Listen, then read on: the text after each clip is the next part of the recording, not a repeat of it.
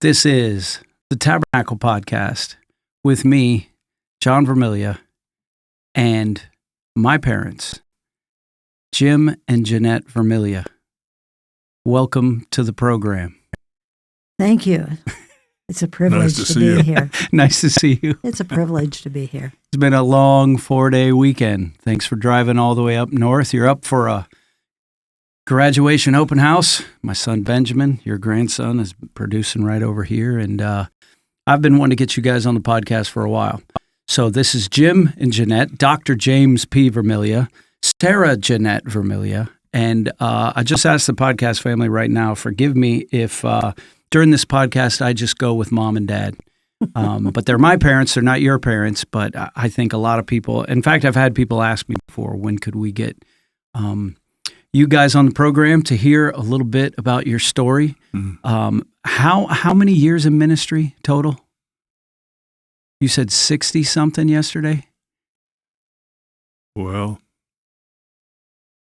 we started in 1965. What's that add up to? Yeah, that's about 60 years. 60 years, yeah. 60 years this year. That's all we've ever done. Yeah. 65. Mm-hmm. Church ministry, missions ministry, music ministry, church administration ministry.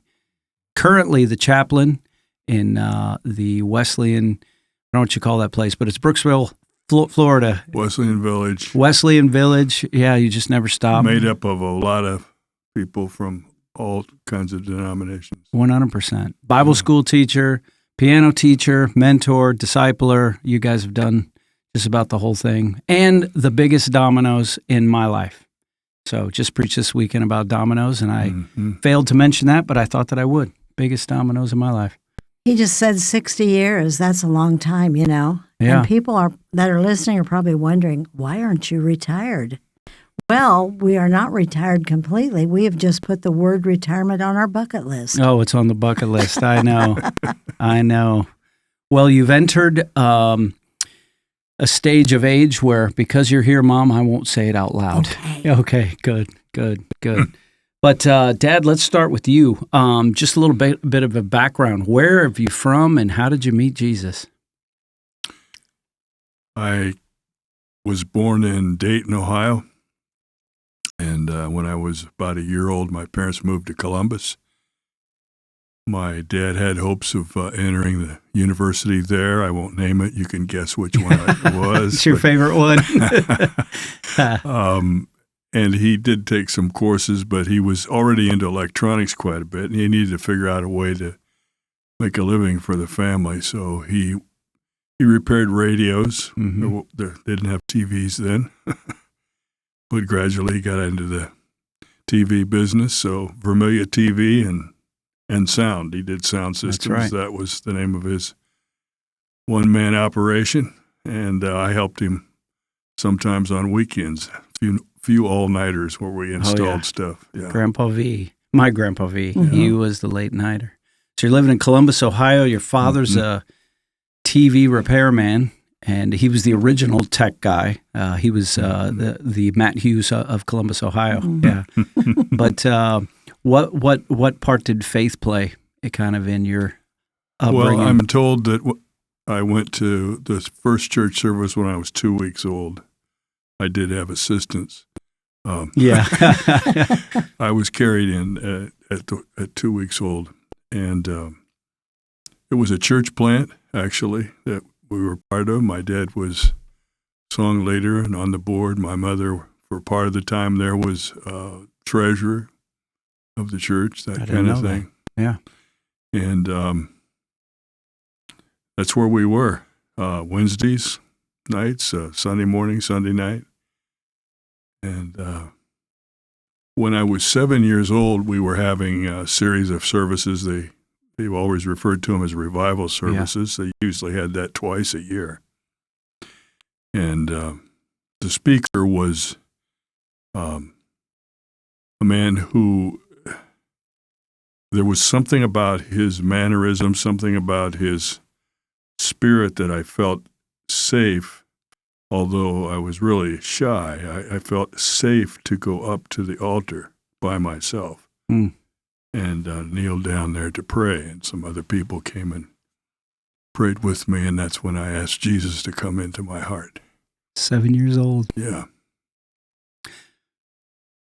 You're going to get me emotional. We've just started. You got to quit that stuff. Yeah. So 7 years old, and faith was always a part of the journey. Yes. Yeah. And Mom, you did not come from Ohio. You came from another wild bunch. That's true. Yeah. I'm from Indiana, southern Indiana, Greene County, Indiana.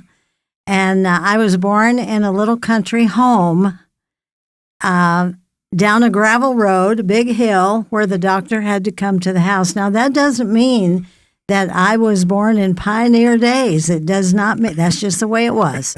I was born at home. Yes. And anyway, we were very poor, I guess you might say. And my father had a lot of issues where he could not do a lot of things to keep the family going. But it was important to my mother, especially, that we get into church. And the first church that we ever went to was a little church up on the main road, I'll say. You can't understand that unless you see it. Hilly southern Indiana. Yeah, in southern Indiana. And my oldest brother reminded me recently that he used to carry me because I was just a babe and a little girl and couldn't make the walk by myself.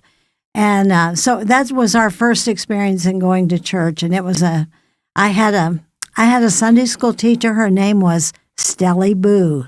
Your kid, is that a My real kid, person? yes. It sounds like something from the Andy Griffith I show. know, it does sound like that. But Stelly Boo had these little picture cards of the story that she was using in church. And every Sunday we would get a little story card and take them home. Now later it became more modern, and we went to another church that we drove to, and that's where my spiritual life began. But I would say that most of my learning, we didn't have all the good stuff they have today for young people. There were hardly had a youth meeting. Right. But we did finally start doing that and had a leader that would teach us. But we didn't have any discipling going on. Yeah. Just went to church. Right. And had just looked into the Bible for the stories and what the preacher was preaching about. And so I didn't really have even any memory lessons or anything like that. Memorize this verse or whatever. We just went to church and we sang songs. Yeah. Music was so very, very prevalent in my life, and we would sing from hymn number 1, which was How Firm a Foundation to Praise Him, page 420 was another song, that 307, I knew those songs. And we just sang the words to those songs, and that's what the Christian life was all about. And I would say that's where I started just learning about Jesus. Yeah. And so then when I became a teenager, I did realize my need for the Lord, and it was on a Sunday night that I went forward as well and prayed to receive Christ as my Savior. Was it a special meeting, like a revival or no, something? it was just a Sunday night. It was a Sunday night. And that's kind of my story. Well, you were very musical too. And one of the things I remember that you'd said is your father, Edison, by that point had he'd already been in a car crash. We won't go into all the details, but he was severely limited in what he could do. He was crippled for the rest of his life, still worked hard on the highway and different things like that. But being poor and being from southern Indiana, somehow you afforded piano lessons because you became quite the piano prodigy. I guess you might say that. Well, I said it, so you didn't have to. He was, yes, we were able to. That was very important to my mother as well, and my dad was very, very proud of that. He was proud of his 3 daughters. We used to sing together and just harmonize, and we had a big black upright piano. And my and your whole family gather around and sing. Absolutely. We used to have music parties. The neighbors would come, and some guys would bring their guitar and that kind of thing, and we would play and sing and whatever anybody wanted to do, and it was, I realized how that really had a part in forming who I am today. Yeah. But then I got to take lessons, and that was special. We had a music teacher that would come to our house, And then we had to go to her, and it was 50 cents a lesson. Wow. Can you imagine? Wow. 50 cents. But they invested in it. Yeah. They did. Yeah. And so I took a few lessons on the piano, and then later it became very common for children to start music lessons on an accordion. Now, a lot of people don't know what an accordion is. I know, trust me. Some people call them squeeze boxes. Yeah. So I had an accordion, and I took lessons from this same teacher along with some other kids. And that was my main instrument until high school. But it was fun. You had said at one point, this is part of the family lore, but you got an invitation to Lake Ann Music Camp or something like that you were supposed to go to the Interlochen, or what was it? I wanted to. That was a dream of mine to go to Interlochen. So you heard about, even up here, the Interlochen Music Camp. That was from high school band. I was in the high school band, and I played the French horn. But the girl that played first chair, her parents were both very musical, and she went to Interlochen every summer. And I always wanted to go, but of course I couldn't afford it. Yeah. But anyway, we got to take you there. Yeah, you took me to Interlochen. That was a dream come true. Yeah. So anyway. So, Dad, how did you get from there to Marian College? Was that just determined that you wanted to do ministry and go into Christian ministry there, or was it because you were part of the Wesleyan Church? Or there was a guy that represented the school. I think they called him the church relations director, Howard Nagel. Oh, I remember him. Yeah.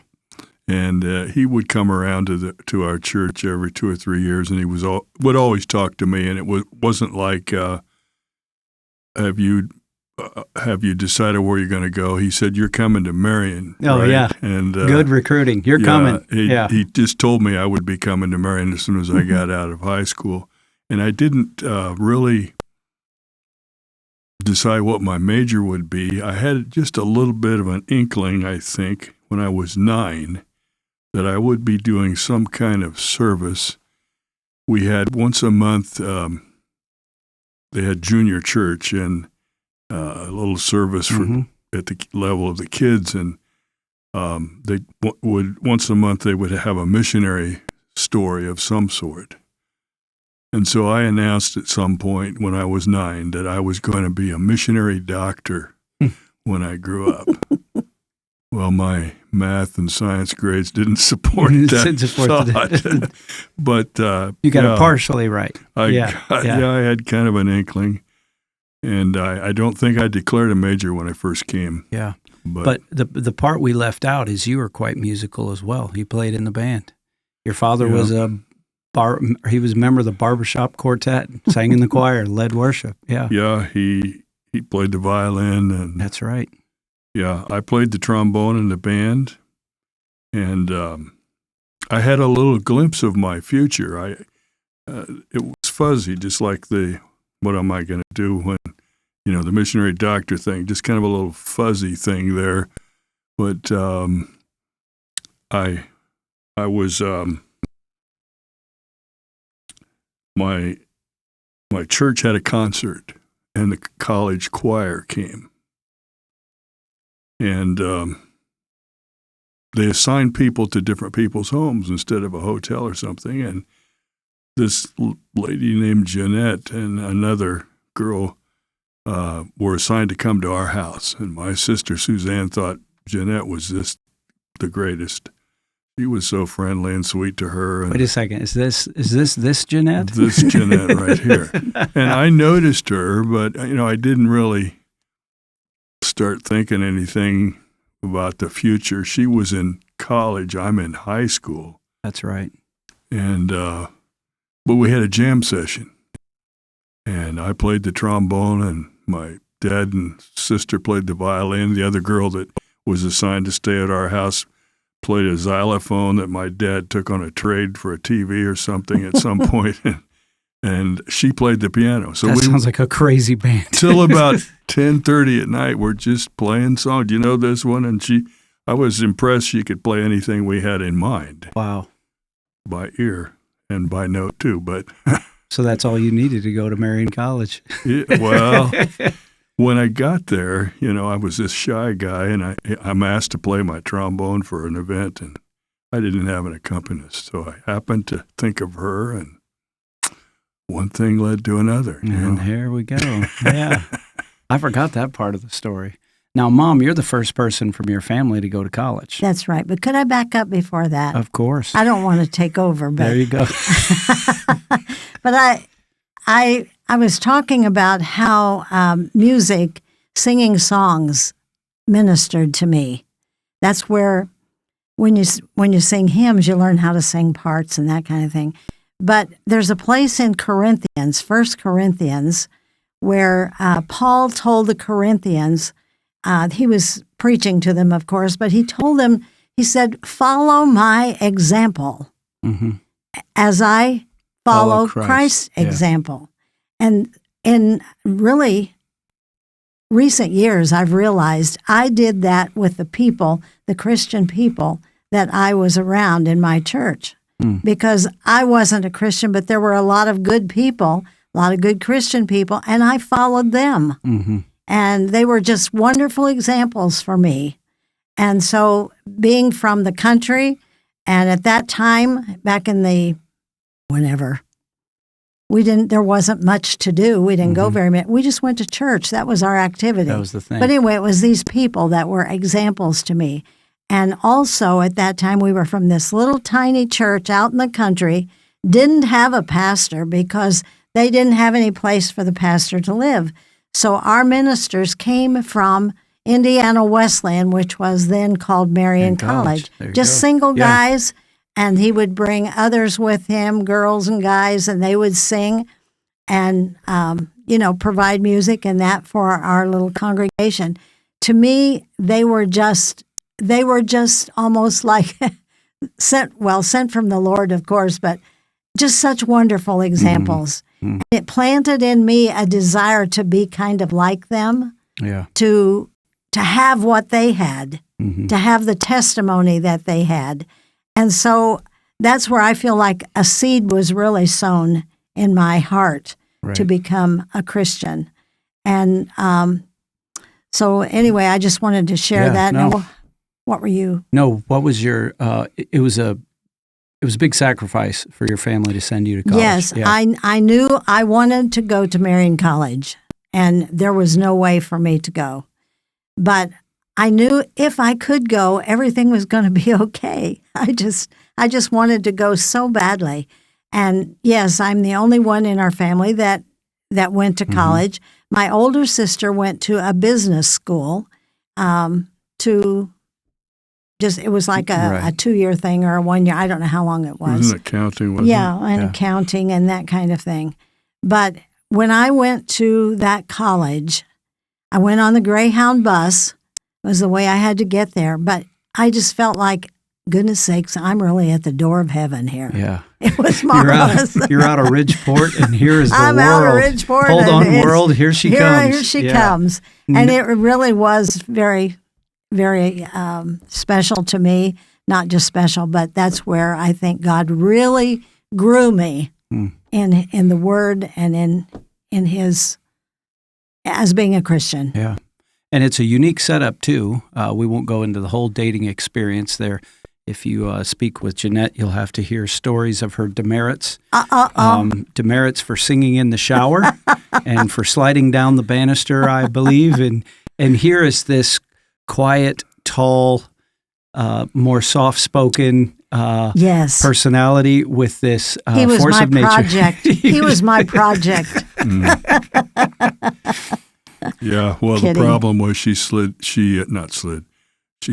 in the shower past 10:30. Oh, past 10:30. Yeah, that's Yeah, that was a no-no. When you get so many pink slips taped to your door, you have to there's trouble. Go into the penalty box in the dean of women's office and do your homework. And well, I mentioned growing up, there wasn't anything to do. The most exciting thing was to go to church and maybe go to the Dairy Queen once a month. Yeah. Or whatever.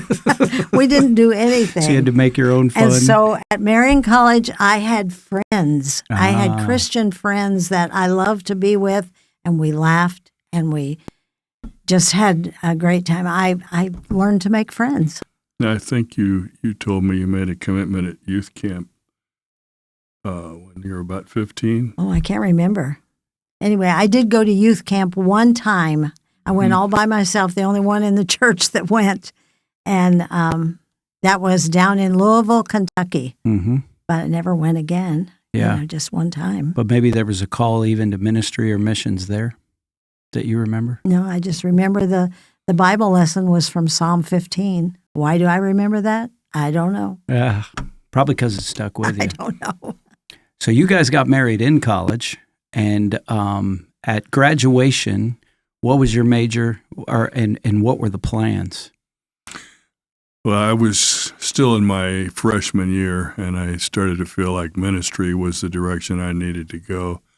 I remember sharing it with Jeanette, and she was encouraging to me about it. I was still kind of processing it.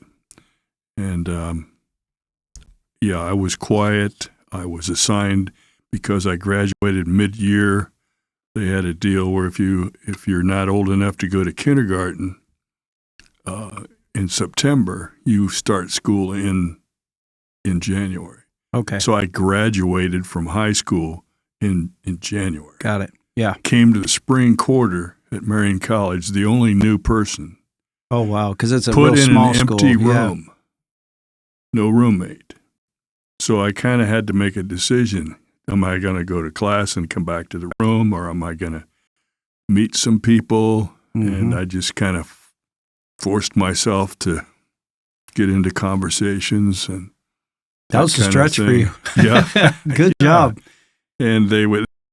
You landed this one. Yeah. Well, that was, I needed somebody to be the spokesperson. Yeah. But they had tryouts for the college quartet, and I tried out, and that was a real special thing. Traveled around with 4 guys for 2 years, and it helped pay our way through school. We went to youth camps one after the other all through the summer. We went to churches every weekend. That was a big deal, the quartet. Yeah. To make the quartet. Sometimes we would be up in Wisconsin and travel through the night to get back for class at 7:30 on Monday morning. I mean, it wasn't always that tough, but it was challenging to keep up with. But it was a whole education in itself. Yeah. Because I saw all kinds of churches and met all kinds of wonderful people, and expanded my horizons big time beyond what I knew from my growing up years. And you got 3 brothers, because you're one of 2 children, and those other 3, I mean, the podcast audience doesn't know, to this day, you guys still have reunions, and it's been over 60 years. Yeah. They were all at your blankety blank birthday. See, I didn't share the birthday, but it was a big birthday. We can even make harmony now. We're going to sing in homecoming, the banquet they have on Friday for alumni. We're going to try to sing one more time. Oh, nice. With 4-part harmony. So music was a big part of it. And I remembered as you guys were engaged in moving to graduation that both of you kind of thought that music ministry was where God was going to use you and lead you. In those days, they had what they called song evangelists, and they traveled around and sang in churches or camps.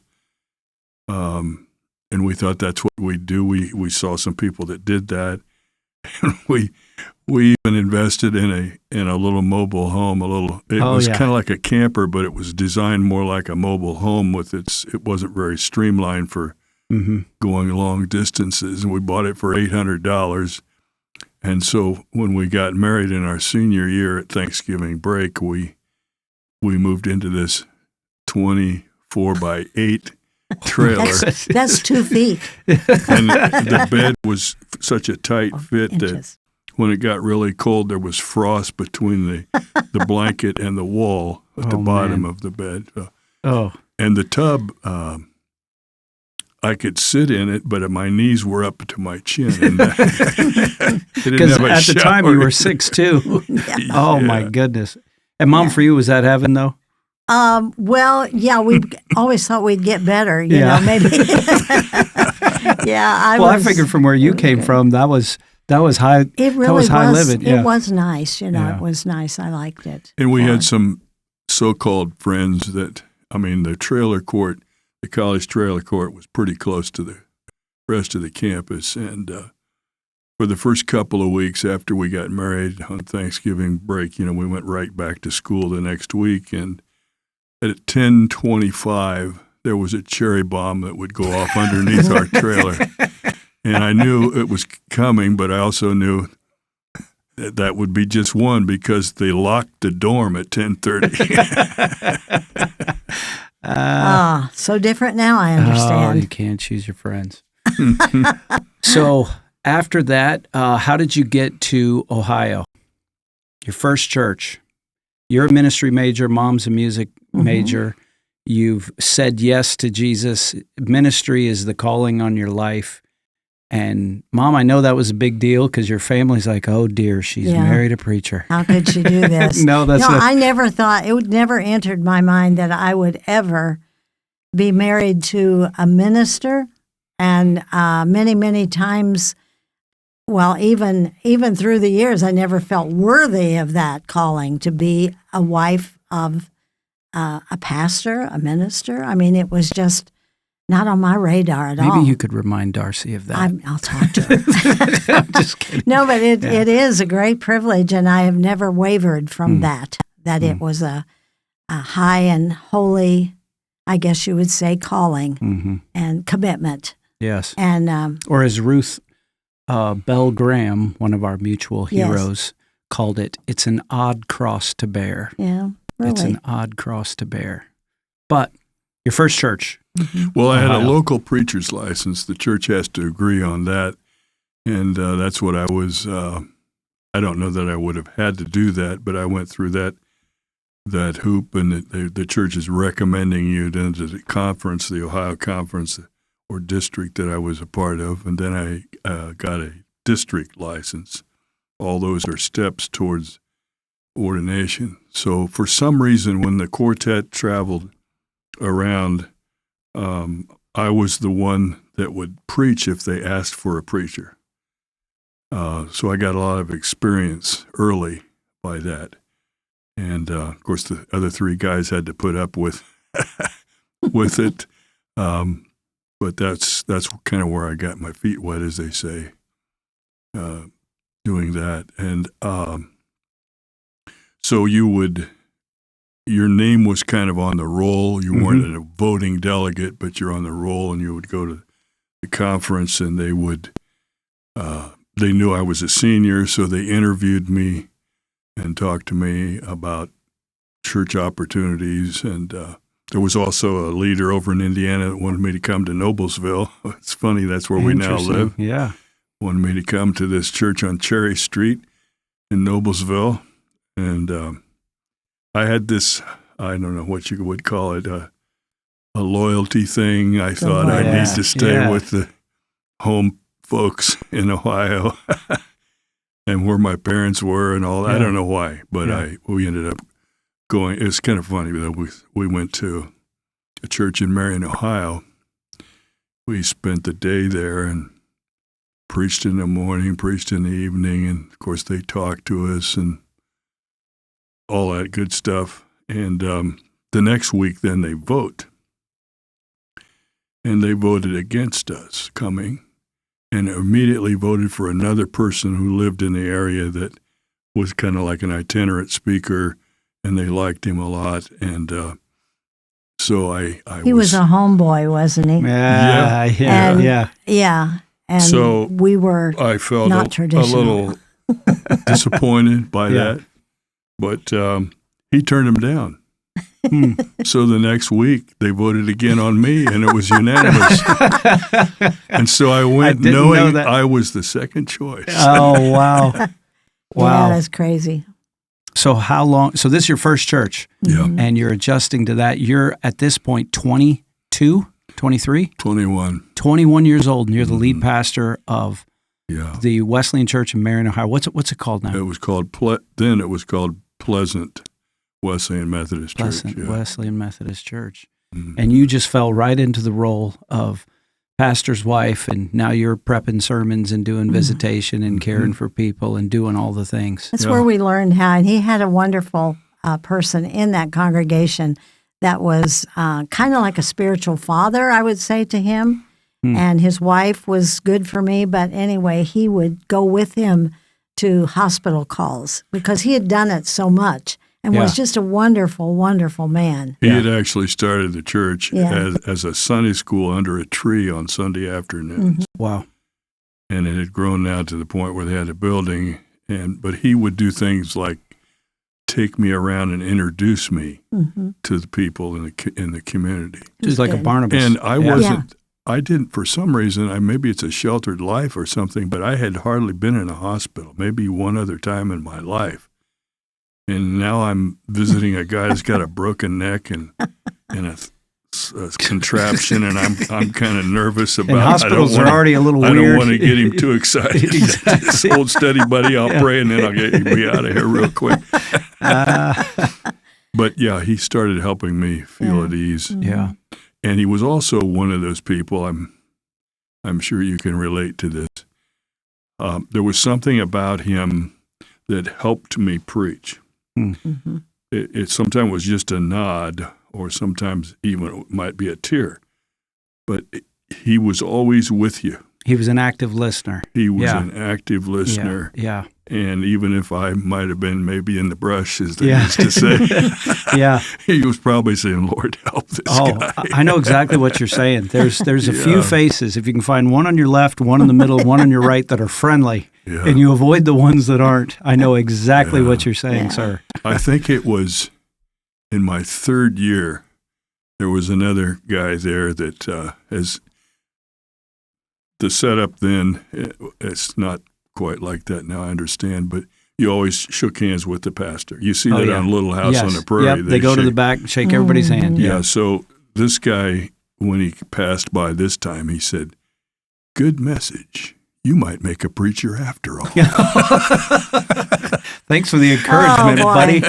Yeah. Oh, man. No, we have a saint in our church who loves to say that. Just about every Sunday, it's the same corny joke. He's an usher. I won't say his name, but his initials are Larry Cade. And he's always like, he goes, "Hi, are you new here?" He always shakes my hand. And then if he likes a message, he'll usually say something to the effect of, "Hey, not bad for a rookie." That's good. He keeps saying that to me. They used to joke around about this too, but in some cases it was pretty true. It really helped if you had a wife who could play the piano. Yes. I was just going to ask. So, and Mom, I are had you a wife who could play the piano. Mom, are you banging away on the keys at this I was place? banging away. yeah. Oh yeah, I played everywhere. I tell people we met on the piano bench, really, but we learned a lot at that little church. We didn't realize it at the time, but it was a special time. But you wonder sometimes, did we make any kind of difference? But we had that revealed to us just in the last few years here at Shunem House, where we have served for 20 years. And Sorry, just to fill in that for the audience, the Shunem House is a ministry that the Tabernacle has partnered with. It's a missionary guest house in Noblesville, and that's a whole different podcast. But continue with what you were saying. Well, there was this lady that came to join another group that was meeting there, and she had driven from Ohio, and nobody really knew her, but she had met with them online.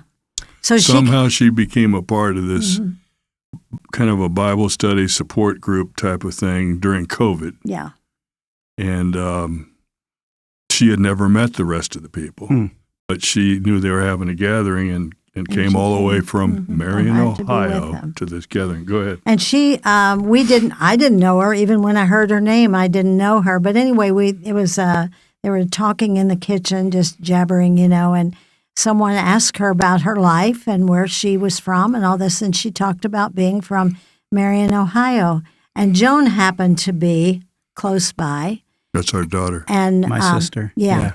And she was listening too. And she said, "I went to this little church. It was out on Pleasant Road, Smeltzer Road. And she said, it was just a little church, but my uncle picked us up and took us because her dad was a drunk. And her mom was trying to live the Christian life, but she said, I didn't like to go. She said, I didn't like that church, the people. She said there were only two people that I really liked, and their names were Jim and Jeanette. And Joan spoke up and she said, you're talking to her. But anyway, that really Wow. proved to us that you don't know who you Yeah. are impacting Yeah. when you're doing it. What a But gift that was. it really was very 60 special. years later. Yeah, 60 years 58, later. whatever years and later. she talked about that, and that was very, very sweet. We just Yeah. felt good about that. And Somebody told me a long time ago that as long as you're obedient and faithful, don't worry about the results. right. Even the results and the experience of pastoring here for over 20 years, there's something like you start to see some of them, even within 20 years, Yeah. people that you thought hated you in this Yeah. town, and now they're part of the church and serving. You Yeah, know? that is but even amazing. more so with 60 plus Yeah. years, you know, that's cool. Tell me about your first missions trip, Dad. I think that was the first one. I think it was during this time. Yeah, in our first year, this would be 1966, I was asked by the general youth director of our denomination if I would be willing to go to Jamaica and be part of a 4-man team that they wanted to send there. They wanted the guys to be able to preach, sing, and play a musical instrument. And I happened to fit the category. You fit the bill. and the guy that was asking the question happened to be my pastor when I was saved, Robert McIntyre. And so, yeah, it sounded exciting. And it was kind of awkward, though, because Joan, our first daughter, was born in December of 1965. And this was going to be January 1966. Oh, wow. So she's just a few weeks old. And I'm flying the coop and going to Jamaica. Yeah. From Ohio. Yeah. Yeah. Must be nice. And I met that criteria, but there was just one little thing. When we got to Miami, we're going to be singing in front of 2,000 people the next day in this big, they had a 1-week conference thing there. And we found out that all 4 of us were baritones. It's going to be a They bass didn't quartet. talk about, yeah. So we couldn't sing very high or go very low. Oh wow! It wasn't the quartet. It wasn't your old buddies. No, it was a challenge, but Yeah. Did a great God job. helped us. He performed a miracle. How did that impact you? That whole trip. That was, I'd only been out of the country once when we crossed over from Detroit into Canada when I was a kid. We did go to the World's Fair in Montreal, but that was even after this trip to Jamaica. But that was later in 1966. But I really fell in love with the people there. They were so friendly and warm and outgoing, and they had talk about the joy of the Lord. They sang to the top of their voices. Mm-hmm. They had rhythm. They clapped. They had a certain way of clapping, kind of a syncopated way. Yeah. And they played remember. maracas and tambourines. And in fact, you could watch, and I'm seeing, we're talking about over 1,000 people out in the audience, and every once in a while, their heads would go down in unison and come back up. They'd kind of bop down and come back up. It was just amazing. Yeah. And we made a lot of friends there. And then after this 1-week thing was over, we were there 17 days, and we went to different places. That's where the preaching and instrument playing and stuff needed to be. We weren't together trying to harmonize anymore. We're going different directions, meeting people. And, I saw some poverty there. It was, but I saw the joy of the Lord, and that stood out so much. But you didn't have any idea that you would be called there. I came back and told Jeanette all about it. She could tell I was really enjoying the experience, and I told her sometime I'd like to take her there on a vacation. Away we went. You didn't know it was be a couple of years. It was like a 5-year vacation once it started. And this is Southern Indiana girl. Did you have any inkling at all? I'd never been on a plane. I'd hardly ever been out of the county, really. But a few times I was out of the county. Yeah, and I'd only been on a plane once, and we flew from Columbus to Dayton just to see what a plane ride was like. That's like taking off and on touching down. TWA. Now, we do have to back up a second because, and sometimes I get these stories wrong, but didn't you, or wasn't it on that flight that there was another prominent evangelist that you were a little excited to meet? Can you tell us about that? Because that's juicy. We noticed some excitement and commotion. We were back in the economy section. But this is on the way? Coming back. Oh, coming back. We knew something was exciting up in first class. And so we asked the stewardess what was going on, and she said, Billy Graham's with us today. Oh, wow. And he was there with his friend and ministry partner, Grady Wilson. And he wasn't with his wife. They'd been on vacation in Jamaica for a couple of weeks, but it was their practice because for the sake of their children, they didn't fly together. So he flew with a she buddy. Was already back, and he was flying back to join it. And so we met up with him in baggage claim area, and that's when I first realized what a huge guy he is. Really? Because no trouble spotting him at all. He's very tall and very good-sized features and his head. Talk about standing head and shoulders. He must have been like Saul was. Or, it was just, and he was very friendly. And he started asking us about what we'd been doing in Jamaica, and just like we'd been doing a wonderful thing. And he was just kicking back on vacation. But we tried to get a picture, and for some reason, security wouldn't allow it. But he said, I'll meet you guys after we get through customs. So he did. Personal. We got the picture, and I don't know what happened to the picture. I never saw it. I don't know whose camera it was. We got to figure that out. out. If they put film in the camera. We got to figure that out. I remember it was a little black and white, one of those that you can't hardly identify anybody. Yeah. So when did the call come to be a missionary in Jamaica? Do either of you remember? Yeah, it was probably early 1968. I was in the third year at Pleasant, and the salary, it was challenging to make it on the salary. I drove school bus. Yeah. It was 50. Wow. And I drove a school bus one year, and I taught sixth grade on a temporary certificate one year. And part of the time I taught third grade there. Yeah, she did her turn at it. And you'd had a second child, Joy. Joy was born in 68. Okay. In May. And but this would be a little before she arrived. We had this periodical that came around. It was called the Wesleyan World magazine. And we saw they had a list of where they had needs in the other parts of the world, and we saw that they needed a Bible teacher and a music teacher in Jamaica, this place I had been 2 years before. Explain the Bible school. It sounds like it was it was more than like VBS. Yeah, it was a place for people to go to training to be a pastor. Mm-hmm. And there were women that went there also, mm-hmm. and that some of them helped start churches, and some of them became the wives of the people that were pastoring. Right. Yeah. And so it was like a ministry school. Yeah, it was called a Bible Institute at that time. Today, it's Caribbean Wesleyan College. It's fully accredited.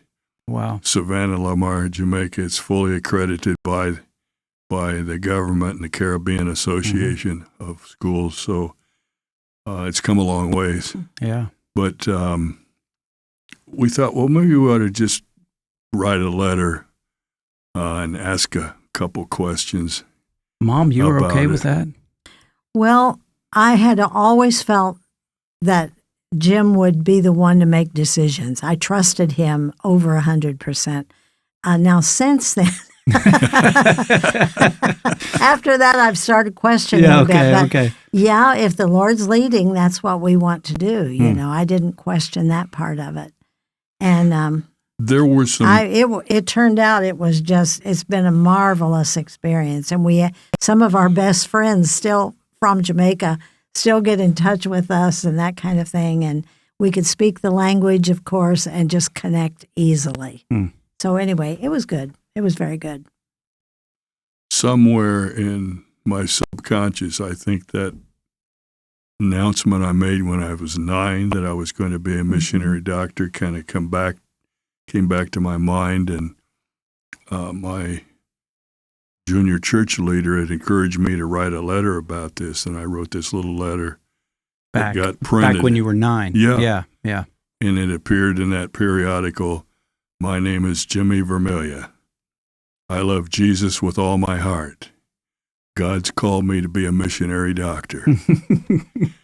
And, I was off on, as you know, on the doctor part, but And at that time, the denomination had a special ministry to children as well as That's right, others, you yeah. know. And this lady was the head of that. In fact, she was Henry Ortlep's sister, wasn't she? Anyway, John would know him. But anyway, that's who he wrote to, and his mother saved the letter. yeah, when I told her we were thinking about, we're in a little advanced state now, being about ready to go, and she got this out of the cedar chest and showed me what I wrote when I was 9 and reminded me of it. And I had one other inkling, too, a professor. I was coming out of class, and it was lunchtime. He was coming out of class, too. He said, "Jim, have you thought anything about missionary service?" And I said, "No, not really." He said, "Well, I just wondered, I noticed they need a teacher in Sierra Leone Bible College." I said, that was just a short conversation. I guess a little further seed or glimpse. Yeah, but those seeds, they all add up. It's like a domino. Yeah. And so now you're praying about it, and you make the decision. We made an inquiry. Oh, the inquiry. And they sent us all the application stuff. It was like, you're in. It's just like, boom. You're living, breathing, and qualified. Music, ministry, let's go. Yeah. But we were willing to be led. I think we were willing to be mentored, to coached, because we were really, really young. Yeah. It was a different kind of a situation, though, because I'm still pretty young. Yeah. And there were students that were older than me. Yeah. It wasn't kind of thing where they were 18 and now they're coming to this school. Some of them were early 20s and that kind of thing. But so I could keep up with them playing volleyball and stuff like that. I'm a young But guy at the too. time, though, that you went, you were 24? 24, yeah. 24 years old. Now, was it that when we were talking about before the podcast, one of you had brought up the word follow, and was that an impacting word at that time, or did you just have an impression that you knew that this is where you're supposed to go? There's always risk involved, otherwise it wouldn't be faith. This is a faith step, and you're moving your 2 little girls and yourselves to a different country, and it's a third world country. Yeah. And was there anything then that it was like there was an impression or scripture or whatever that the Lord had kind of laid on your heart? I think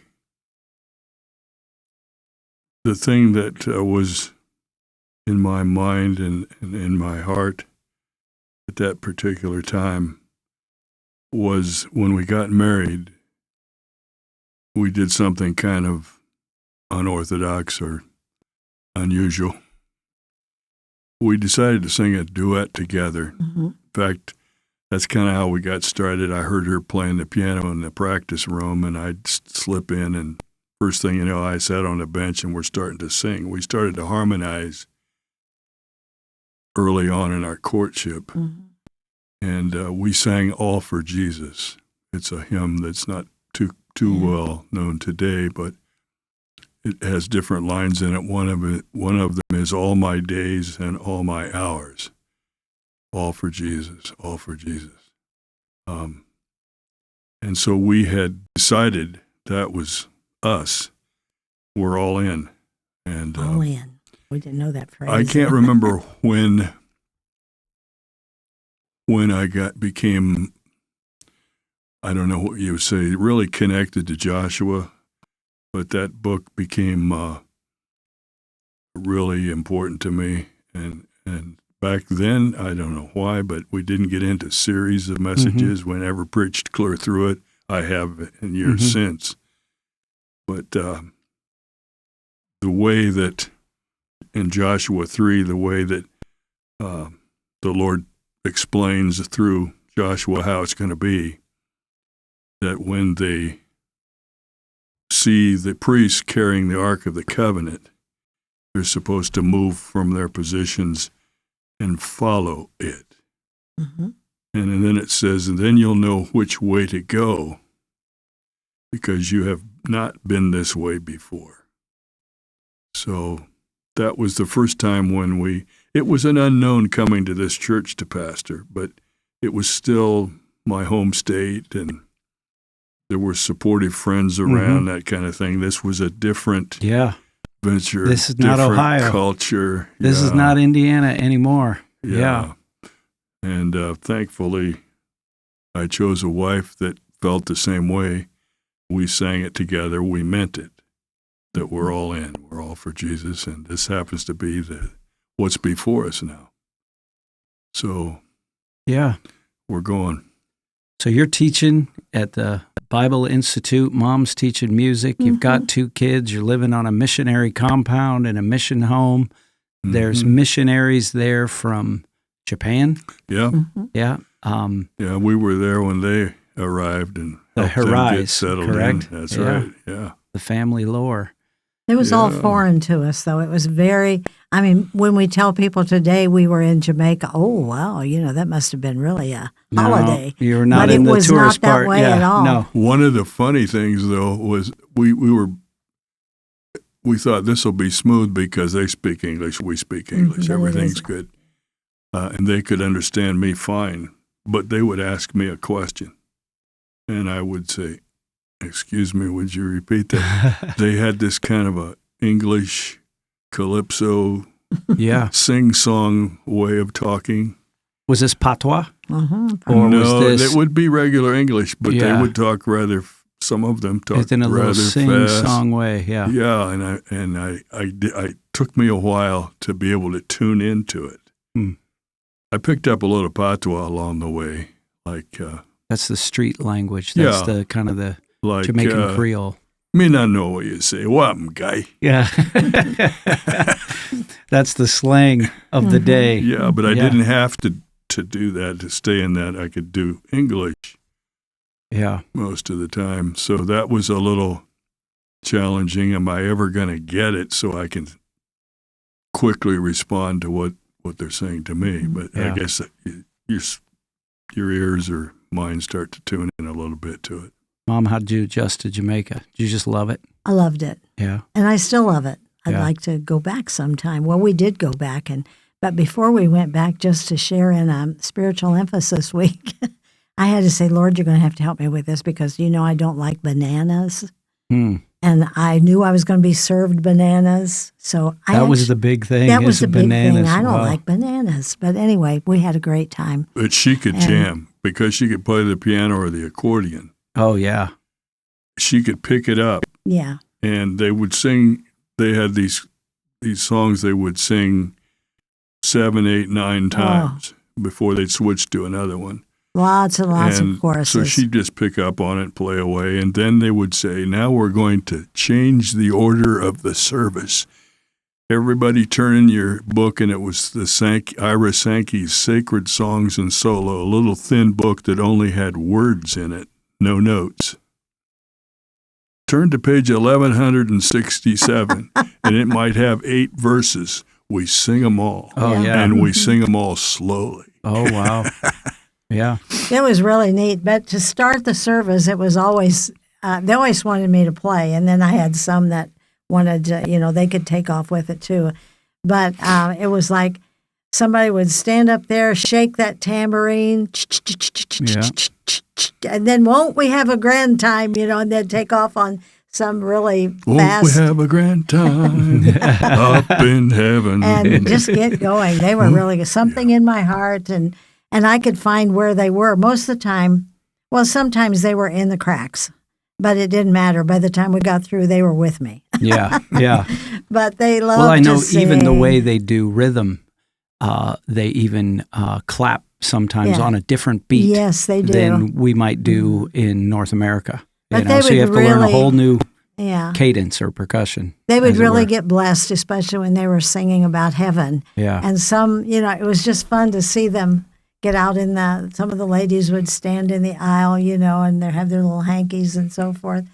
And one Sunday, they sang and got so carried away that the preacher had to just stop. They actually just stopped him. Yeah. They broke into song. He was describing heaven. Yeah. And they stood up and started singing about it. He didn't know for sure. In the middle what of the to sermon. do. Yes. Yeah. He didn't know Yeah. what to He do. finally sat down and let him go. Yeah. They were out in the aisle shaking hands with each other Yeah.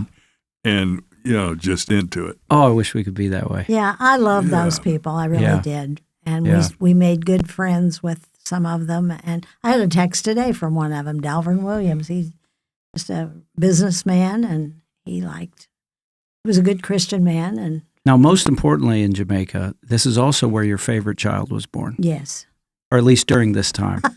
I thought I might mention that. It wasn't your favorite child, but yeah. It was one of those deals where, because she was so due, she needed to leave earlier than I did. I had to stay for the graduation, and our oldest daughter, Joan, stayed. She went with Joy back to Indiana. And so you weren't supposed to come, but you got anxious, I Got guess. antsy. Yeah. But you came before I got home. Right.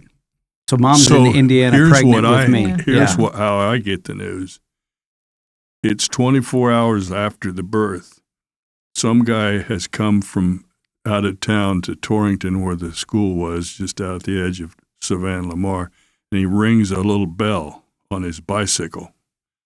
And he had this little brown envelope with a telegram or cablegram yeah. inside. And so I opened it up, and it said, "We got our boy, John Wright Vermilya, and how much you weighed." So, wow. And you had to tip had- him, right? You had to give Oh, him yeah, a quarter or a dime? 10 cents. 10 cents. And It then was a when dime they- for the news. I should have given him $1. Come on. You should have. You're on mission. I always like it when they had to ride their bikes or their motorbikes, whatever. They always had long pants on, Yeah. and that had to be turned up and pinned or something down there, Or Yeah. put so a they rubber didn't get band caught around Caught in the their spokes. chain. Yeah. You didn't get caught in the chain. So anyway, But I was so pumped. I don't remember what. Of course, I told Joan about it, and I don't know what she did, but I went golfing. This missionary I was with was It a was meant to fanatic be. on golfing. Yes. And I went. I just played 9 holes, but I got the best score I've ever had in my life that day. Yeah. It's probably why I love golf There today. you go. There we go. Yeah. Best individual sport. Yeah. great days. Now, Great days. before we leave the Jamaica years, this is also the time that you were tested because at some point you got very, very ill. I would just start the story and then you can pick it up. But I was going to refer to a song. He mentioned the one, but then another song that has been our song through the years. We sang it before we were married, and it's one that's taken actually from where Paul had the thorn in his flesh. Yeah. But the verse that goes with it is, "My grace is sufficient for you," you know? And so it was a song by, now here I can't remember the lady's name, well-known writer, older lady. He Giveth More Grace I know the song. is the name of it. And we started singing that song. And because we were going into music ministry, places we went, people would often ask us to sing, either before we came or while we were there, and we would always sing that song. So we were known for the "He Giveth More Grace" song, weren't we? And but anyway, And we thought le- we were going to travel around in Yeah. that same little trailer and go from church to church. Yeah. a song Yeah, evangelist. that's 2 Corinthians 12:9. My Yeah. grace is sufficient for you, for my power is made perfect Yeah. in weakness. But I've thought through the years and back on that incident when we first sang that song and how it's carried us through, because the verses are so, when we have exhausted our store of endurance, when our strength has failed before the day is over, then the Father's full giving has only begun. And so many times we've proved that over and over and over again, that His grace is what carries us. And it started while we were in Jamaica. I think we saw it really real there because Jim had started having some physical issues, and we needed God's grace. We needed His help and His strength and wisdom to get through that. That was a major thing for us. And at one point, he received the verse that "You're my servant; I have not cast you away. I've chosen you. I've chosen you," away. And we had to claim that, but it was God's grace that carried us through. And he had my family, they always think, "You had that's jungle fever, didn't you?" Yeah. It was not a jungle fever. It was But something anyway, go called ahead. tropical sprue. Yeah, but they didn't know it. No. They didn't know what it was. They couldn't figure me out. I was like having the flu for about 3 months. I would try to teach my class and come back and go back to bed. And this is before I was born, or after. This is after. Yeah. Wait Yeah. a minute. Yeah, it was Yeah, it after was the after. summer. Yeah. Mhm. Pretty close to when you were born. Yeah.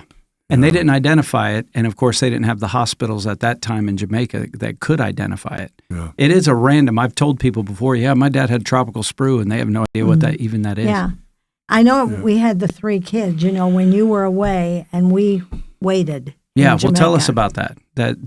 This is like you're so sick, they decided to send you back to the States. Yeah, I came back alone, not with the family. We went to a hospital in Columbus, and they did all kind of testing for 17 days. And mom's home mom's in she's Jamaica back in with the 3 Jamaica. kids. Yeah. Yeah, and she would call me up and, spend a lot of time in tears on the phone. She was trying not to, but she was worried about what was going to happen. But I had made the mistake they told me it might be this, and I looked it up and found that it was more prevalent with Caucasian people who are trying to live in the tropics. Mm. And the only known cure was to leave the tropics. And I had just been appointed the president of this school I'd gone to teach in. And so I was just like, wow, what's coming now? The unknown happened to us. But the Lord brought us through that. I had to come. They finally brought the family home, and we stayed in a missionary guest house Interesting. in I didn't know that Indiana part. in Frankfort, Indiana. We stayed there for 6 months. And Yeah, we were but able to go back in time for the graduation. So Well, And didn't you tell me at one point that there was a point at that hospital where you weren't sure if you were even going to make it? You felt that way. yeah, it was more in the recent years when I was having heart trouble That you I remember felt that? that way. But yeah, I didn't know what was coming up, and it was a challenge. Yeah. Now, But did you this- go to Jamaica after you recovered, or Yeah. did that bring it to the end? I went back and we were there till 1973. 73. So we went. This was in the beginning of the 3rd year. We ended up being there 5 years, and I didn't have the problem again. Gotcha. So, what led you to move to Cincinnati, Ohio? Came back to that same Ohio conference and said, "Where Loyalist. can I serve?" I was feeling like I should try to further my education also, and so I did that. They sent us to 2 different churches, Mm-hmm. and we felt drawn to go to the one in Cincinnati. And I First commuted, Wesleyan, right? Yeah, Cincinnati, and Ohio. I commuted to Miami University in Oxford, Ohio, for my master's degree thing. Yep. So that's where you did your master's, and that's the first church that I remember. Yeah. I remember you used an object lesson. There was a need for a boy to wear some sort of bathrobe and carry a basket around and be the boy with the 5 loaves and the 2 fish on a Sunday. that is probably my first church memory. Among other things. Well, our first memory of you playing around in that neighborhood, it was you thought you were the mailman. You pretended you were the mailman. I do remember that too. You went around to the different houses. You maybe left a paper for them or something. I might have something. It was or my books. I would push sometimes my books through those mail slots, or what have you. That was the days of the big red machine. That's right. Cincinnati That's Reds why to this day I'm a Reds fan and a Bengals fan. Just first you had a Johnny USA Bench city shirt. I lived in that I wore out. Yeah. I still remember Riverfront Ballpark, But from Cincinnati, you were 3 years in Cincinnati. I don't want to blow past that too much. But again, it's church ministry. You're pursuing a master's. You're still playing the piano. Your lives are in perfect harmony. And I know that wasn't all rainbows and unicorns in Cincinnati. There's always challenges in church ministry. But even some of those people are some of your closest friends to this day. I taught nursery school when I was there, and you got to go with me. And we also had Jimmy while we were there. My younger brother Jim was born. And we're now on child number 4, right? Number 4. And in case you haven't been keeping track, their names all start with J. Yeah, so we have Joan, Joy, John, and Jimmy that are the children of Jim and Jeanette who used to serve Jesus in Jamaica. It was pathetic. Yeah. But in a really kind of hoaxy, cool Andy Griffith kind of way. But then the next call was for another mission field. And I don't know at all how this call came. You've finished the master's degree teaching something that you've done on the mission field, but this was a bigger challenge. While we loved Jamaica and enjoyed our 5 years there, we didn't feel necessarily like that we needed to go back there. We were willing. So we said, where do you need help? And they presented 5 different countries to us to pray about. And it was Papua New Guinea, Haiti, Guyana, and Honduras. That was 4. Did I say 5? You said 5. It was 4. Sorry. It was 4, yeah. And it was all involving our teaching in a Bible college setting type of thing. And we felt like we should go to Haiti because they didn't have the personnel. They'd had one, but it hadn't been in operation for 10 years. So they wanted to do a restart. And we felt that that's where the big need is. We need to go there. But that's going to be a challenge because even though Jamaica at the time was very poor, Haiti's even poorer. Right. Poorest nation in the hemisphere, one of the poorest nations on the planet. Yeah. And it's going to involve not 1 but 2 different languages. Yeah.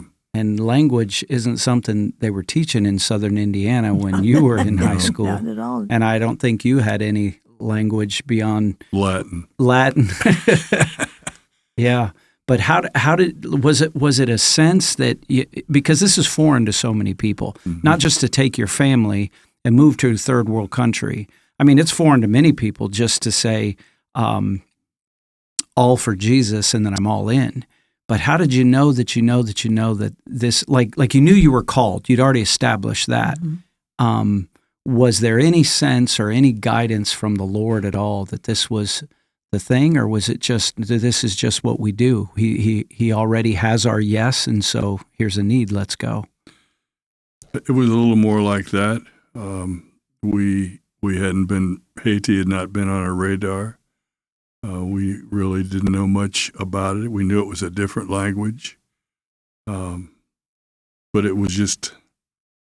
I think we were counting on the same Lord that had been with us up to that point, being with us now, and it was new and different, but it was a trust. It was a trust. When we started out, I should have said this way back, but I was in Bible quizzing when I was a teenager.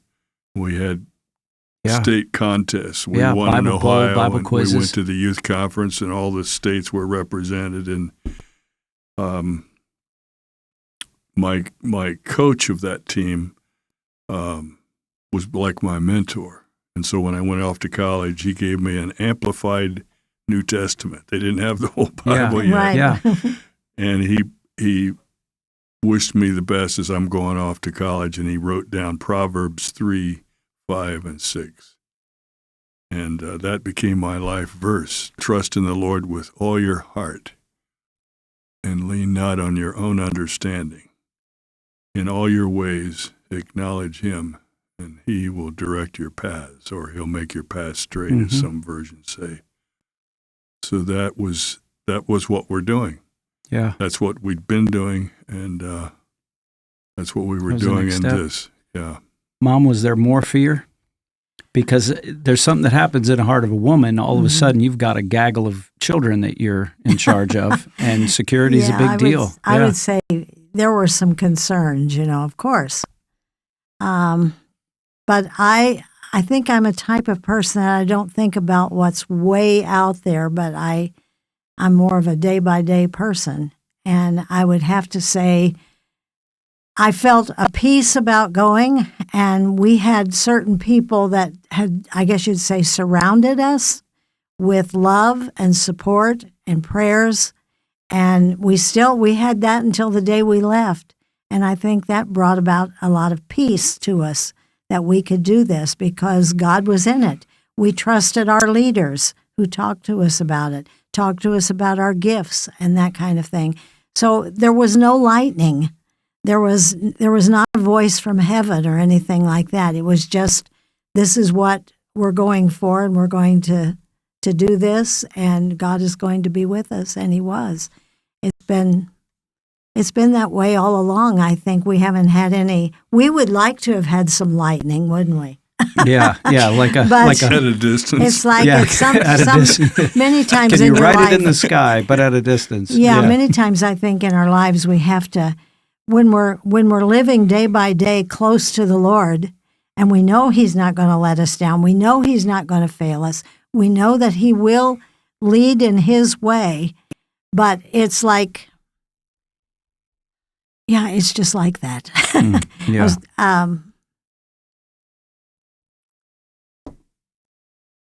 I forget what I was going to say. No. But those birthday things. Yeah. Sorry about that. Yeah, don't worry about it. We always had that. I would say that something we hadn't mentioned, thing that has kept us going a lot, is of course God's word, and just staying in it. I can't express that enough. And then the joy of the Lord. I mean, we've had a lot of funny stuff happen too, Oh, we'll get to the funny stuff here. I mean, the funny stuff, it just kind of lets you get it out, when you're stressed, and just laugh about it, know. But so what year was that? Was that that we moved to Haiti? I'm part of the we now. 1977. 1977 in March. Yeah. I'm enrolled in Union School That's with the rest of my siblings. I don't know if Jimmy was in school yet. He went to Cascaya. That's right, because they had a younger program. Yeah. But now you're in language school. You had to learn French, which was the formal language, but then the language of the people, the language spoken by the majority of the population was Creole, a derivative of French, or not even a written language at the time. Right. And again, you're doing the Bible school work, but it was shortly thereafter where you got another comeuppance, because I remember late nights at the home that we lived in where Dad was always up late. I think it's where I got my night owl stuff, trying to balance the books of the mission that hadn't been balanced in decades. Be careful. Yeah. Oh, no, I'm not slamming his kids anybody. may be still listening. But there was somewhere around that time where you were asked to be the coordinator of the mission. It was rather soon. It was rather stunning. They needed an administrative hand as well. 5 days after we got there, they had a mission council meeting, and they were talking about who was going to take over when the mission coordinator went home for furlough for a year. And it was like an open ballot. And I was elected, and I had no clue they hadn't breathed that thought that I might be asked You got to drafted. do that. It wasn't. I'm elected, Talk and they about figured not on that your I radar. could do this because I'd been in Jamaica for 5 years. There was just one hitch. I can't talk in Haiti. Yeah, oh, yeah. You can't speak French or Creole I'm supposed to yet. interact with the church and, Oh, my days. and sit through board meetings that last all day long. Yeah. And at first not even know what's going on. You know what I mean? Well, I can remember both of you going to language school. Oh, Yeah. yes. And that mom and dad were gone at language school. So you're doing language school and you're balancing books and there's the Bible school and it's a totally different culture. And there's lots of people coming through our home. Yes. But it We turned were the out, hostess and host there. Yes, at for all the beginning. missions teams Yeah, are coming everybody- in because we and- were at that. As I guess well it would as be called. missionaries, it was. Would it be called the headquarters Yeah, of the really mission? was. That big Mhm. home. Yeah. it's where the teams came, and we had hundreds of people that came on teams, medical teams, building teams. And when we didn't have teams from the States, the rest of the 20 missionaries that we worked with were in various times in town to get their stuff. So That's their right. supplies. So it was kind of like a hostel Yeah. there. Yeah. So, like our home for the listeners was in Port-au-Prince, the capital city. It was a big double-decker, what you'd call a villa. And we also had the fine. Well, now it's the finest, but a large hospital on an island in the middle of the horseshoe-shaped nation of Haiti on La Gonave. Mhm. There was also a mission compound in the north, Port Margot, and then one in the south called Petitgoave. Mhm. And so, And just 120 churches. and 120 churches. There was a map in the living room where you put the map, and we knew where every church was. There's a shortwave radio where every day we're in contact with those other mission bases or compounds. Mhm. And I sometimes remember the call sign and sometimes I don't. HH2MW. HH2MW Port-au-Prince, Yeah. calling HH2MW La And Gonave Jeanette, over. and Jeanette really took care of that. It was wasn't it 7 o'clock and 12:30 I think so. midday? Morning and midday. She Yeah. took care of that, and they would call in orders to her. When these teams would come, somebody had to get their groceries, Right. and Or so there would she be was the one to shipments, go there'd be out medical and supplies. get all the vegetables and fruit, and Yeah. Coming in at the airport. ship the people and their food across to La Gonave. Yeah. Wow. Haiti was different. Haiti was hard. Yeah, tell me why it was And, hard. Well, and for me personally, well, first of all, getting there. And I don't know if you remember it, but when we went to Haiti, we stopped in Jamaica to just visit the Hirais. Oh, I remember. Yeah. And that's where your brother, Jimmy, Yeah. had some kind of a seizure. Yeah. A And convulsion. we had never Yeah. seen anything like that before. So he had to spend a few days at the Savlamar Hospital, where at that time it was scary to us because the Cuban doctors had come in and they were taking over the medical That's right. work there. And So that public was a or concern. political relations weren't great Yeah, between right. Americans and Cubans And at we the had time. that at the same and then another time I had a thyroid condition that was just extremely difficult to Mm-hmm. get through. It was painful to start with, but then it was like being on steroids Mm-hmm. for like 6 months, and it affected me in so many ways. I was just a mess. Mm-hmm. But we got through all of that, and Well, just- there was it was hard. more, but It wait, was there's hard. more Yeah. because not to insert my story in here, but one of those most vivid memories for me, and I've shared this 1,000 times. I don't know if that many times at the Tabernacle, but on most clear nights,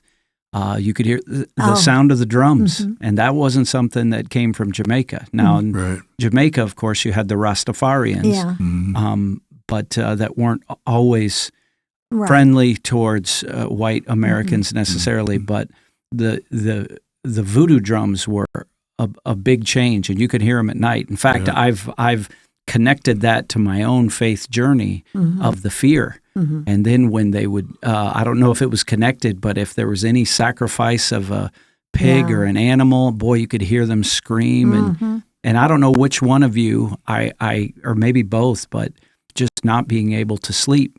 And there was a conversation Joy mentioned that just recently. that if something to the effect of the God that we serve is greater than what you're hearing and what that power is. And, having to make a clear choice. And that's when I attribute it to 6 or 7 years old. Well, it had been 7 then. I've been mistakenly saying 6. It would have been in 1977 when I remember praying my first prayer. There's been others since, but to ask Jesus into my heart, you know. So there were challenges. The culture was a challenge. Yeah. Beautiful people. We love the people. I love the food. But there was all sorts of things, from traffic to the heat to the hurricanes. The rah-rah bands that shook the van when you were driving Carnival. From church or whatever. That was scary. Yeah, when during the Mardi Gras season, people here think Mardi Gras, they think New Orleans just a big party, but it was scary because when you have poor people who are politically oppressed and economically oppressed, and then they don't necessarily have the love of Christ in their hearts, and they get in a big group, and we're driving down a small side street, and the entire street is filled with people, there were some scary times. Yeah, Joy just talked about that not too long ago with me, and she remembered, and she still remembers, and I think we have to remember it too, those evil sounds and what's behind all of that. God is greater than that, and if we have Jesus in our hearts, if we're trusting Him, that's right. It can't touch us. That's right. And Joy said, that's I always remember that. It can't touch us because you belong to Him. And just whisper His name, just say Jesus, and that's I remember that vividly. Yeah. And I don't know if you were telling both of us, but I was soaking every bit of that in. For a kid, because I've actually heard missionaries talk about, or people, they've talked about, have you thought about missions when the kids are grown? And I don't know if I've ever told you this, but I'm so thankful that you included your children in the adventure, which looking back makes both of you lunatics in the world's eyes, lunatics to include your kids in this adventure because it was 7 years total, I think, in Haiti, not all in a row. There was a year back in the States of deputation, but it's a banana republic. It's a dictator. Jean-Claude Duvalier, it was not uncommon to see the secret police on the streets carrying Uzis around and, a motorcade that would fly through and throwing money out the sunroof. But there was a lot. I mean, he ruled that place with an iron fist. Yeah. But I remember being in the wrong place at the wrong time once, right in front of the palace, footloose and fancy free me. I was going across to the grocery store. I was standing on the wrong side of the street, and they came out with their, do you call them Uzis? Yeah. And I thought, I don't think I'm supposed to be here. She was a little too close to the entrance to the palace. Oh, they asked her because she looked so threatening. Oh, right? yes, Asked her to move on. Buying potatoes or whatever. But there was a couple moments that are fun that you never thought you'd see yourself in, and one of them. So to get to the island hospital required a boat ride. MAF may have been there, Missionary Aviation Fellowship, but at this time I don't think they were that prolific. No. And so the way to get across, that was always an adventure. We're going to ride on I can't remember how many feet long it was, but it was 21 feet. 21 feet with 2 motors and a sail. And it was always a treat to get to go with Dad, or as a family, we'd go to those things. You always sat up front? Yes. And I remember you specifically saying, my toes are tight. Oh, yeah. When there were white caps, it was going to be a juicy one. That means we were going to bob and weave all the way across. But there was one time where Jimmy got the call, and I'm in school, and you took Jimmy on an adventure to Lagonave, and you came back. You mind telling us a little bit about that one? He was not yet in school, so he was probably 3.5, 4, something like that. And I don't remember why I was over there, but I was just over there for a day or two. And it was time to come back, and they'd always take a look and evaluate to see what it was looking like. We didn't have a weather app. No. Yeah. Whether it looked like it was going to be rough or if the weather would change or whatever. It was a little choppy. But the captain of the boat captain. Yeah, of the Wesleyana. Yeah. He thought it would be okay to go. And this is is it 2 hours or 2.5? It's a 2-hour thing. Yeah. It's a 2 hour. It's about 12 miles. Yes. I think. Yeah. And so he decided we could go. So we went, and I knew after about a half hour it was a bad decision. It was very choppy, and very quickly we got soaked with salt water and used the tarp. I had it over, kind of giving us a little bit of shelter. There were some other people along. There was room for passengers. We didn't charge people to go with us, but we always had some other folks that needed to cross with us. And I had Jimmy under a tarp. And there were gusts of wind that were so strong that at one point the sail tore off. Is like the sky black? Is it like a storm? Yeah. A squall of some sort. It was what they call it, a nor'easter or something like that. Nordy or something like that. Yeah, anyway, there was heavy rope holding that sail, but the rope broke. And I can still see the sail, it's out on the water now, and very quickly we're separating from it. And now we're dependent on the motor and the rudder to guide us. And so the captain had to maneuver the boat in such a way that when the swells would come, they didn't turn us over. You had to ride them up. Right. And then he'd turn it back to the direction we need to go. Then he'd turn them back and let it lift us up. And going through that process, we got soaked with water, and the wind blew, so then you get chills when that's going on. And there were a few people who actually started singing on the boat. I confess I didn't sing a note. And I started wondering, this little voice comes from under the tarp. Daddy, are you holding on to me?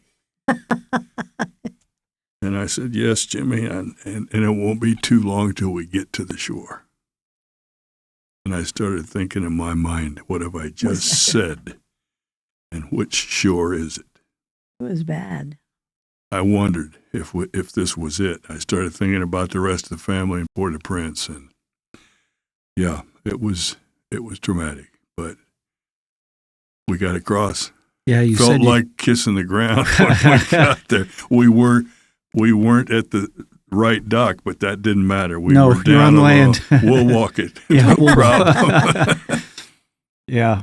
Yeah. And I'm sure there are more. I mean, from confrontations at the Douane to dealing with the political figures. But one that I missed that one, and then the other one that I'm thinking of, I slept through, and this was another time when you were away, because part of your job was required, and one of the things you wanted to do was visit every church, all those 120 churches all around the. So it was another time where Dad is away, and I believe all of us, Joe wasn't born yet, so there were 4 of us at home, or maybe Jimmy was gone on this trip, but no, I think Joe was born, didn't we? Weren't we all there? No, because when Joe was born, we moved to Delma. We were on the other right. side there. That's right. Yeah, so we're in Port-au-Prince, and I woke up to some commotion.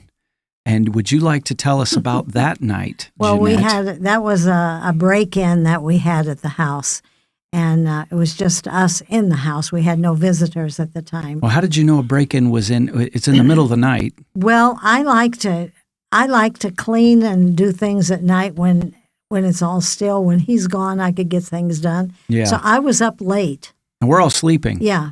And I happened to go into the kitchen, and there's a door that would go out onto our veranda where we often had meals, and the door was ajar. And that wasn't supposed to, because when I'm by myself, everything is locked. Right, yeah. But anyway, the door was open, and I knew something was going on. So I knew the only word I can think of was break in. So I went around through the office and then into the living room area, and I called out the window to the young man that lived in quarters there that helped us at the house. And so his name was Daniel, and I called to Daniel, and I said, Daniel, bring the dog. We've had a break-in or something like that. In Creole. Creole, yeah. And so he did. He came with this big, ugly dog. But we also had a watchman, but the watchman was probably resting at the time. I don't know if he was there at the time. Yeah. Yeah. So anyway, Daniel came and looked over the situation with me. And at one point, after a while, he told me, he said, Madam Vermilya, I know who the break-in, who the person. Who the burglar is. Yeah. And it was a guy that had worked for us. And he was not working for us at the time, but he knew the house. Mm-hmm. He knew everything about it and the layout. And so he had decided to come. And later he told us he was coming for money, that it was money that he had given me. Yeah. But wait a second. So did Daniel detain this man? He did not. He brought the dog, and and then he got Zen, our watchman, came up. And little Zen, I loved it because he slept on our porch all night and watched over us. Oh, yeah. But when this all was happening, I know it rallied Joan, and Joan and I were up on our knees praying. Yes. She prayed with me. The rest of you slept. Yeah. But anyway, that was one of the scariest times in my life. I just didn't know what was going to happen. They caught up to him down in the valley. They got him in the valley, and I had to go to a police station by myself. Oh, wait a second. I'm good at leaving out details. Yes, there is a part of this story for which Jeanette Vermilya is legend because you were in the defense of your children. You armed yourself before you called Daniel. Yes, I did. And what were you armed with? I took a machete with me. You did not. You did not take a machete. I think it was. You told me you had a pair of scissors and a hammer. Oh, that is right. I didn't have a machete in the house. Yeah, you're right. She grabbed some sewing scissors and you had a hammer. It was this picture of missionary wife, do not tangle with.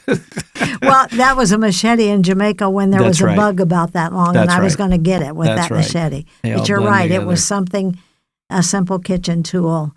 But working through that was very difficult, and we couldn't get in touch with you. I don't know when you heard about it finally, but there was a very kind policeman that worked with me because of, I think it was Bob Dargan who helped us get the right, remember the Dargans, or the Wogglers or somebody, new reputable people I could talk to. And anyway, they got this guy and they got him all locked up and everything. And it was just a horrible experience. My greatest fear was that because he came back later and was going to take me to court about the money. Well, he hadn't given me any money at all. He didn't have any money to give. Yeah, he had the story that he had given her $200 and some to put in a safe for him while they took him to jail. And he knew we had the safe, Yeah. And you had told me that the attorneys, everyone broke out laughing in court, right? Because there was a popular billboard ad and television commercial at the time, and it was the exact amount of money you needed to get to Miami. To Venezuela. Venezuela. To work in the cane fields. There you go. Yeah. But we went to court. That was just a scary thing. And the night before, we had prayed, we had shared with people, and the pastor of the church came and prayed with us. And so we went to court with Met Villers was his name, the attorney. Master Villers. Yes. Yeah. And so anyway, as the procedure continued, he went up front and talked to the judge. He talked to him before court was in session. He just walked up to him. And told him the story. And he said, "Where is this guy?" He said, "Right over there." And so he said, "Lock him up. We're not even going to bring this up in formal court." He said he's harassed these missionaries enough. He needs to go back to jail and learn what he what kind of person he needs to be. Just lock him up. So was there even a So proceeding? he didn't even get to say a word. See, my fear was I would be called up like you see on TV, and I'd have to give a testimony, tell the story in Creole. And Right. understand what they're saying to her. and understand what I was so scared. I thought I was going to have heart failure. Yeah. But anyway, the Lord had met Vermilya and this guy. But the soldiers that were in the courtroom, I mean, they sat there with these big guns, Yeah. Yeah. Yeah, And so they do it different. But when the judge told the story, they laughed. Oh, wow. They laughed, and I thought, oh my goodness sakes. It's They going to laughed. be all Yeah, right. It was going to be all right. Yeah. What would you say from your two stints? Because the ministry of Jim and Jeanette Vermilya, we can't even do it in one podcast, but it includes, after Haiti, serving as the local church senior pastor in Plymouth, Indiana. And from there, you became a district superintendent. You've taught at Indiana Wesleyan. And then most recently been the host and hostess of a missionary guest house. One of these days we'll get Joy and Charlie on here to really talk about how that was birthed. We got to get Joy up here first. But it's been this lifelong of ministry. Yeah. And really where I wanted to, like what would you say, like if you could encapsulate what you learned through those, not that your ministry is all about Jamaica and Haiti, but they were the most formative. There was a reason, when I went to college and was asked for my hometown, when I went to play pro soccer and you had to put your hometown in the program, I always put Port-au-Prince. Yeah. That was the formative years for me, but it was also like pivotal years for you. What were the biggest lessons you learned about following Jesus beyond what you've already told us from those places? Because they both had unique challenges, but you said it yourself that Haiti was the hardest. I think it was the hardest. Yeah. What would you say you learned the most? I think I just learned to trust God more and to get into His Word and knowing that His promises are there and they're there for us.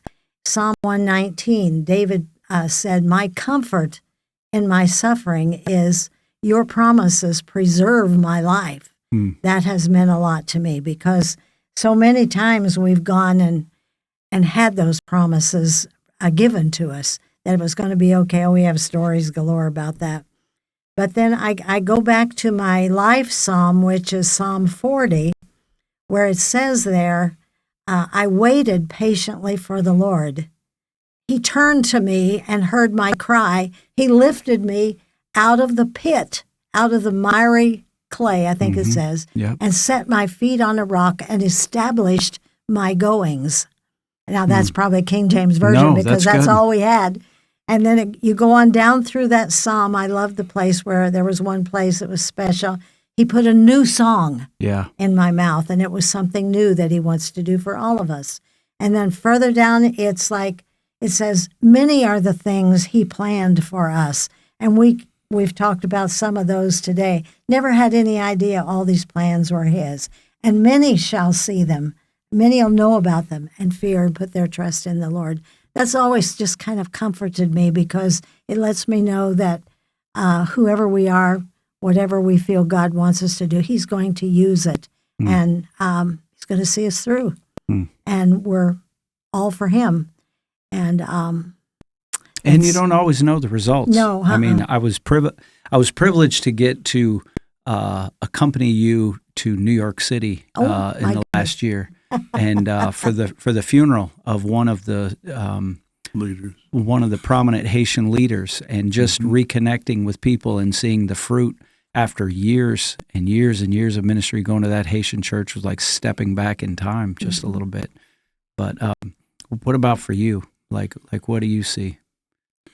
There are a few times when I've received phone calls from people that I haven't seen in 30 years or something like that. I got one not too long ago from the son of a pastor in Jamaica, and he was reminiscing and remembering a time. He was a twin, by the way, and I invited him to ride with me to Kingston.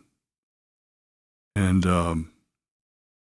during that trip, I talked to him about his life and his plans for the future. He was about 18, 19 years old, something like that. I'd forgotten completely about it, but he told me how he still remembers that time and getting picked by me. I don't think he'd seen his capital city of Kingston before. Why did I choose him, and how interested I was in him and his future? He said, I've never forgotten it. And that's just one little example, but so many times I've discovered that I ministered to people unconsciously. They never told me about a great sermon I preached, but it was usually sometime you took me to youth camp when I missed the bus, and we stopped at McDonald's, and you talked about my future, things like that. So I see a pattern. I see how the Lord's used me over the years, and I also see those down times, how he brought me through them, and I've had the heart issue that started in 2001. And remember the verse she came to me with, she found it in the scripture in Psalm 71, my flesh and my heart may fail, but God is the strength of my life and my portion forever. This is a forever thing. And I'm in his hands. There's a pattern. He's never failed me. I look forward to what he has next.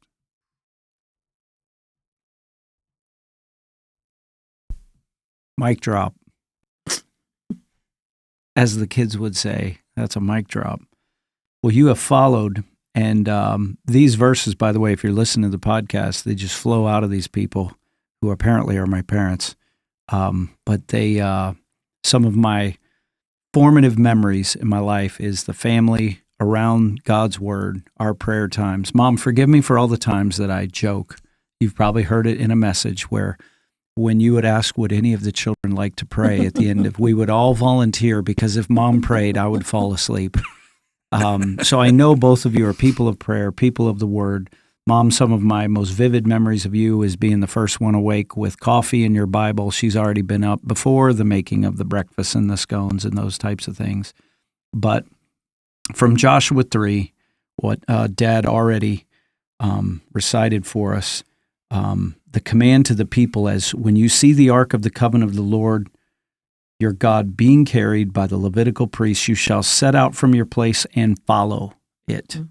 And your life has been about following. Mom, just a moment ago, you quoted Psalm 40 almost word for word, even though it's in the ESV. You kept saying further down, and it was just the next verse and the next verse. Waited patiently for the Lord. He inclined and heard my cry, drew me out of the pit of destruction, out of the miry bog, set my feet upon a rock, making my steps secure. He put a new song in my mouth, of song of praise to our God. Many will see and fear and put their trust in the Lord. And so we focused on the highlights and not all of the lowlights, and that's okay. But this picture of you guys in harmony, he is the romantic right there, right? When he talked about, just a little bit, your lives have been in harmony. Would there be anything else that you would encourage those that are younger in the faith or younger than you about following Jesus and following, even if he's asking you to do something different? Because what I don't get the sense is you had that shining light. It was a blanket, or is that right? That it was a blanket, yes. It was a blanket, whatever you have for us, we'll go and do. I think I discovered along the way that a lot of the things that I was worried about, maybe something big coming up the next morning, it's never quite that bad. It's God will get you through that. It seems huge now, it feels heavy now, but he brings you through. He surprises you. Yeah. And he answers in ways that you wouldn't have dreamed of. But it's safe. Yeah. It's good. It's the safest rich place. to follow him. Yeah. There's a psalm about that, and I'm not as good at quoting the psalms as you are, Mom. I know they're your favorite. But about in the watches of the night, right? And it seems like when I have anxiety, when I have fear, it's at night for what's impending. And you're right. It's never it's never what I concocted it, but it's always in the watches of the night where it's like, God, I need you to show up because I can't sleep and, my stomach's a churning or, whatever I'm facing. And so, no, that's a good word. Yeah, my word on that would be, to younger people or people just starting out, if you can just get into the Word. And of course, the Psalms, that's a good place to be, but there are other places too where dig out something and say, what does this say to me? What is it saying? This was said or written a long time ago, but God has a way of sealing it to your heart, and you don't question it. It's like, hey, I remember one time in recent years when I was asked to play at a large church. I was supposed to play during the offering where people used to do that, and so I had to prepare this song. And I was scared to death because I didn't know these people, and it was just hard for me. But anyway, I remember the Sunday morning before I played, I looked into the Word, and here was this verse that has just become so real to me. I have set the Lord always before me. Because he's at my right hand, I will not be shaken. And I played through Great is Thy Faithfulness without shaking. But that's just one little thing. And then those other promises, when John was traveling around the world and Jim was traveling around the world, and I found verses that just applied to both of you. Jim with his speech, you with your ankles not turning. Never forget those verses that the Lord just gave me. I remember he wrote them in a little book, a little Oswald Chambers devotional. Yeah, and I carried them on my first missions trip. Yeah. I guess I would also add, make sure you find a partner that loves Jesus. This is my rock. This lady's my rock. And I would not have made it without her. In fact, that pastoral calling thing, visiting people, she broke the ice. I'm paralyzed for the first 10 minutes, but then I finally can loosen up. I'm the chatter. It's a gift. It's a gift. Well, he giveth more grace. He giveth more grace when the burdens grow greater. He sendeth more strength when the labors increase. To added affliction he addeth his mercy. To multiplied trials his multiplied peace. His love has no limit, his grace has no measure, his power no boundary known unto man. For out of his infinite riches in Jesus he giveth and giveth and giveth again.